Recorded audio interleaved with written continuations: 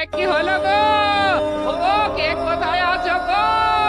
মানুষটা তো এক্ষুনি বসেছিল, তারপরে না না না, আমি বরং বৈদ্যকে ডেকে আনি গিয়ে।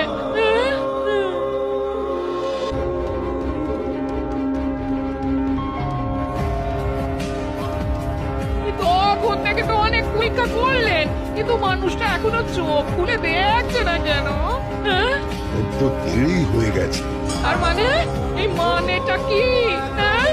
কাল জগতের মায়া ত্যাগ করেছে। আমার সে কি কথা গো?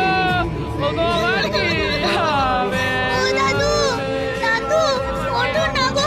ও দাদু, একবার চোখ খুলে দেখো না। ও দাদু, দাদু, দাদু গো, হয়ে গেছে। গোপাল দাদু আর নেই মহারাজ। দাদু আমাদের ছেড়ে চলে গেছে। একবার শেষ দেখা দেখে আসবেন। কি শুনলাম আমি? গোপাল আর নেই।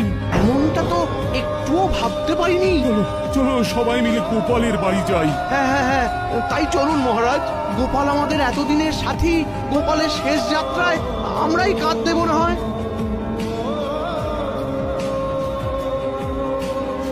ব্যবস্থা যখন সব হয়ে গেছে, তখন আর দেরি করাটা ঠিক হবে না। হ্যাঁ হ্যাঁ, এসো সবাই, কাঁধে কাঁধ মেলাই।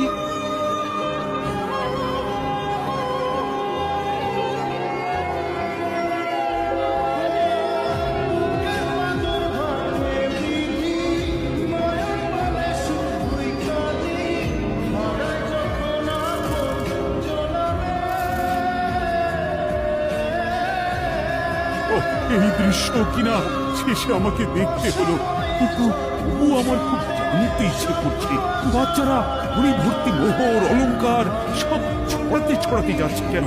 আর গোপালের হাত দুটোই বা ঘাট থেকে বেরিয়ে দুদিকে ঝুলছে কেন? মহারাজ, আর একটা ব্যাপার কি আপনি লক্ষ্য করেছেন? কি বলতো? গোপালের দেহ পাড়া কাঁধে করে নিয়ে যাচ্ছে।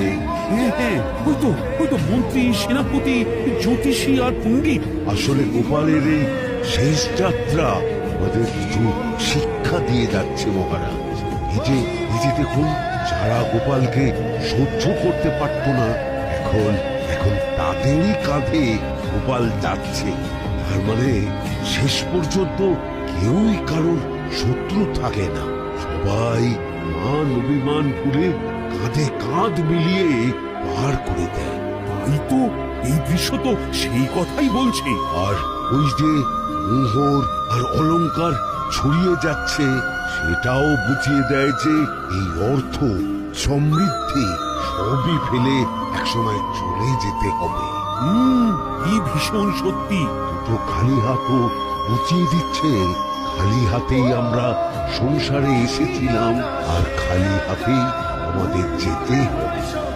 এই চরম সত্যিটা আমি আগে বুঝিনি।